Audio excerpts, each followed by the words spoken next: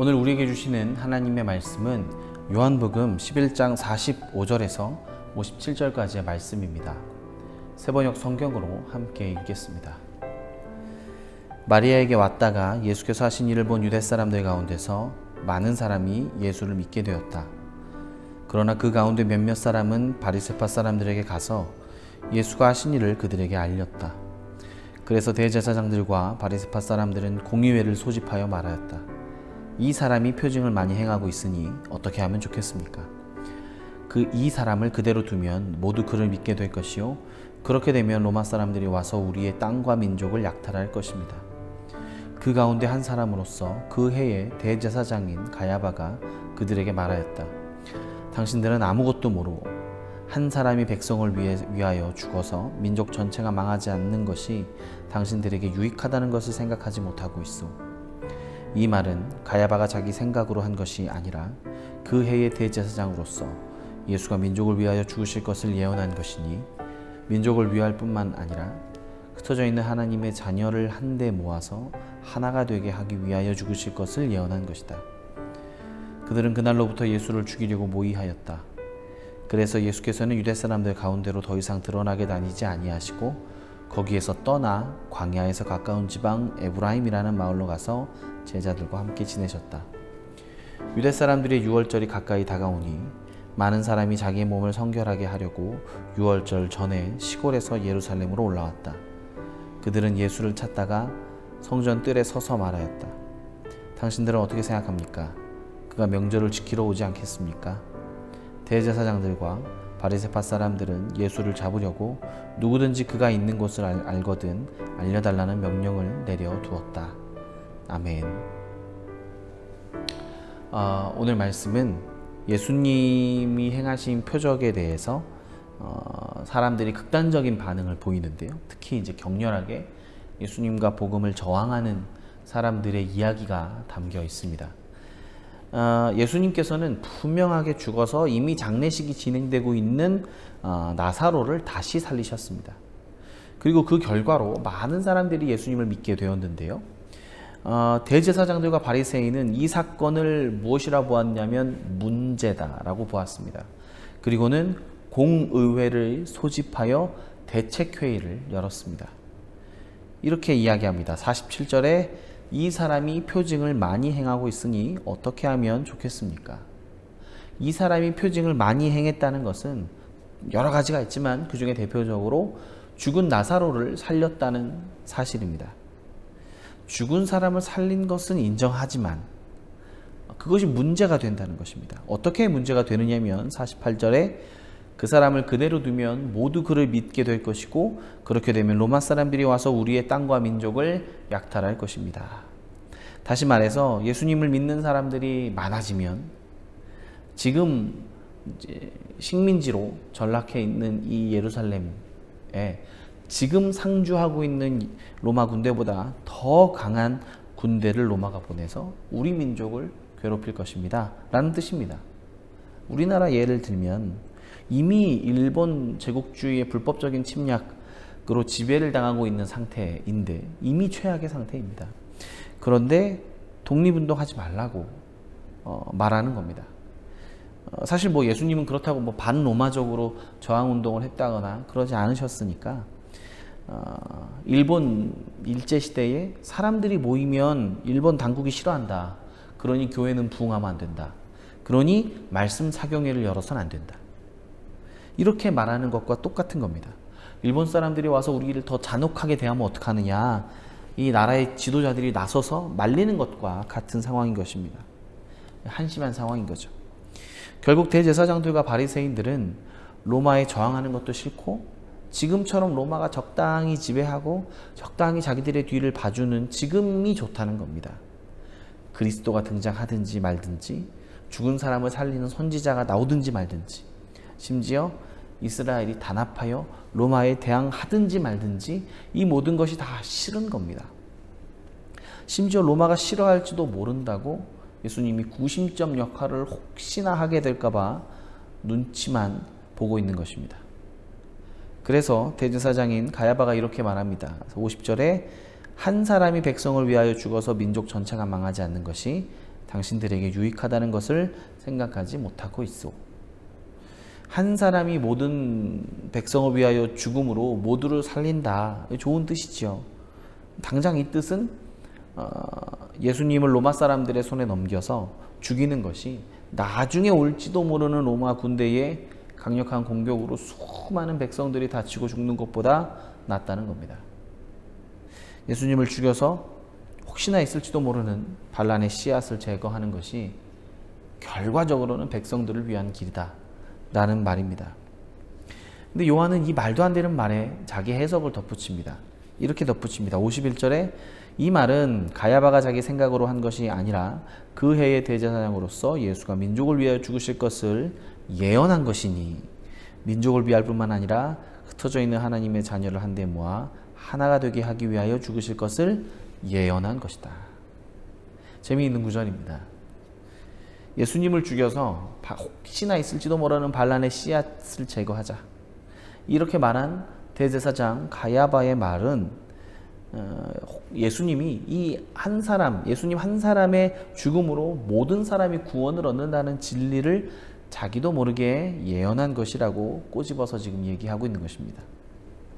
자기도 모르게 구원의 진리를 예언해 버렸지만 정작 그리스도는 알아보지 못하는 대제사장의 모습입니다. 심지어 그리스도가 죽어서 장례를 치르고 있는 3일이나 지난 나사로를 살렸지만 그가 그리스도인지 아닌지는 관심이 없었습니다. 다만 로마가 어떻게 할까만 고심하고 있는 것이 대제사장의 모습이었습니다. 요한복음에 나오는 기적은 7개입니다. 예수님으로 인하여 물이 포도주가 되고 죽어가는 왕의 신하의 아들을 살렸습니다. 38년 된 병자를 이렇게 살렸고요. 다시 낫게 했죠. 5,000명이 떡 5개와 물고기 2마리로 배불리 먹고 12광주리가 남았습니다. 예수님은 물 위를 걷기도 하셨고 태어날 때부터 눈이 멀었던 사람을 보게 하셨고 죽은 나사로를 살리셨습니다. 예수님이 내 말을 못 믿겠으면 내가 하는 표적을 보고 나를 믿으라고 말씀하셨습니다. 당시에 어떤 사람은 그리스도가 다음에 다시 온다고 한들 이 사람만큼 기적을 베풀 수 있겠느냐고 말하기도 했습니다. 이것보다 더 어떻게 증거를 줄 수가 있을까요? 어떻게 더 그리스도이심을 증명할 수 있을까요? 그런데 죽었던 나사로가 진짜로 살아났다는 것을 확인했던 대제사장들과 바리새인들은 공의회를 열어서 결정하기로 그리스도일지도 모르는 예수님을 죽여서 결국엔 로마의 심기를 건드리지 말자고 결론을 내린 것입니다. 제가 청년부 사역을 할 때 한 권사님이 밤늦게 전화를 주셨습니다. 자기 아들이 청년인데 교회 안 나간다는 거죠. 그 아들이 중학교 때 아버지가 매일 같이 술 마시고 손찌검을 하는 가정이었답니다. 그러던 중에 어머니 권사님이 전도를 받아서 근처의 조그만 교회에 나가게 되었고 중학생 아들도 교회에 나가게 되면서 기도도 열심히 하고 중등부 회장도 하고 그랬다는 겁니다. 우리 아버지 술 끊게 해주세요. 매일같이 눈물로 이 아들이 기도를 했답니다. 그런데 이 아들이 대학생이 되면서 원래 다니던 교회 목사님하고 이제 문제가 생기고 얼마 안 있어서 자기는 교회 안 나간다고 선언을 했답니다. 진짜 문제는 이 아들이 교회를 안 나가고 기도를 멈춘 바로 그 시점에 그 아버지가 하루아침에 술을 끊는 일이 벌어졌습니다. 제가 듣자마자 권사님 잘 됐네요 라고 말하자 아니에요. 오히려 자기가 기도를 안 하는데 아버지가 술을 끊었으니 이것은 하나님이 없다는 명확한 증거라고 아들이 말하고 있다는 겁니다. 믿음이 있으시고 지금 위드가 큐티 영상을 시청하고 계시는 성도님들 같으면 하루아침에 아버지가 술을 끊는 것은 어찌 보면 그동안 이 아들이 끈질기게 기도한 기도의 응답을 하나님께서 주셨구나 라고 생각하지 않으셨겠습니까? 살아계신 하나님이 분명하다는 증거인 거죠. 그런데 그 아들은 반대로 아버지가 술을 끊었으니 하나님은 없다는 증거로 생각했다는 겁니다. 믿음이 없으면 눈앞에 아무리 명확한 증거가 기적이 일어나도 예수님을 알아볼 수 없습니다. 죽은 자가 살아나고 눈먼 자가 눈을 떠도 그렇게 모여서 회의한 결과 곧 죽어서 그리스도가 아니라는 겁니다. 다시 죽은 자가 살아나고 눈먼 자가 눈을 떠도 그렇게 모여가지고 성경을 많이 아는 사람들끼리 회의한 결과 곧 죽어도 예수님은 그리스도가 아니라고 결론을 내린 것입니다. 반대로 은혜의 눈이 열리면 대단한 기적이 아니더라도 평범한 일상 속에서 하나님의 기적적인 손길을 느끼고 우리는 그 은혜에 감사하게 됩니다. 예수님을 막 믿고 은혜를 체험한 성도는 제가 한번 요즘에 받은 은혜가 무엇이냐고 물었는데 아침에 일어나서 감사하고 집에 가족들이 있어서 감사하고 집을 나서는데 바람이 불어서 감사하고 날씨가 좋아서 감사하고 버스를 탈 수 있어서 감사하다 고백했던 적이 있습니다. 우리는 어떤 사람들입니까? 예배를 드리고 말씀을 읽고 기도를 하면서도 온갖 불평 불만을 늘어놓으면서 하나님은 나를 사랑하지 않고 은혜를 베풀지도 않는다고 생각하는 쪽입니까? 아니면 아주 평범한 일상 속에서도 주님의 은혜를 바라보고 감사하는 믿음의 사람들입니까?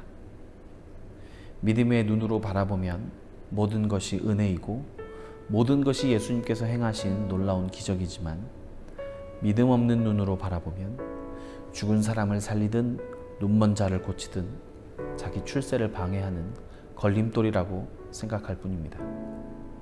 오늘 하루 은혜와 감사의 눈이 열리고 믿음의 고백으로 하나님의 역사를 일상 속에서 발견하시는 귀한 하루가 되시기를 소망합니다.